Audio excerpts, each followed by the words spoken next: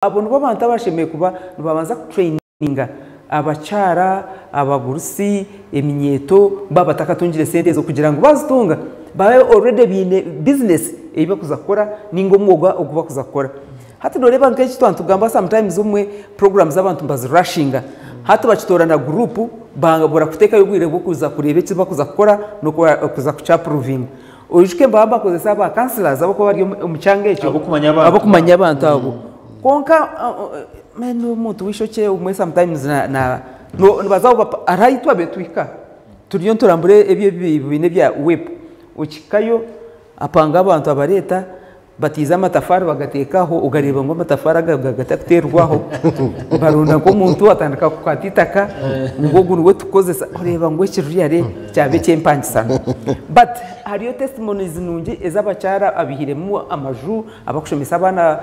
school fees abaguzire bintu abatungiremo amatungo abomwe real niziko abashobuzi abo kwa groups z'abashobuzi bashubure myani abomwe bashubura za bro za mhogo so really nyoni waza kureba ekirunje kibarigiremu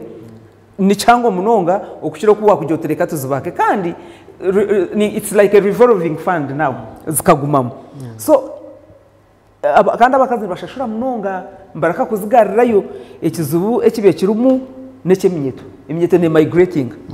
no ushanga hanu yabarho nyicyakare yafuruka yatungo muri foto ya ninga yaza cheyo ninga yaza nkahi so groups ezo nizo zikukira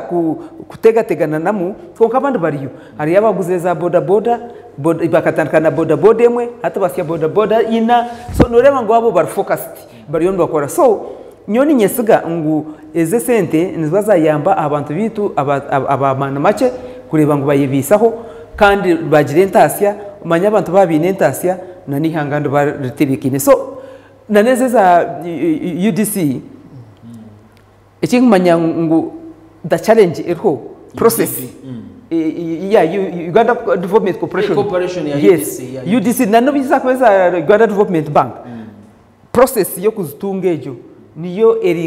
erikuteganisa abantu abo kwano abantu bija baticha bite sente zimu kuteka and I think be no streamline I don't know obene management obene guidelines obene chikonka kuza accessinga nechizubu ombazi nugumwe bijo meni yabashomesa abantu no cyocumwe naneze za agriculture credit facility eze sente ziturana zizaho konka banks nizoko zifunama instead batandika kuzikozesa bo batunga amagoba minji okukira abantu abakwe bagira ki mbazitunga so nibazokwe bahunama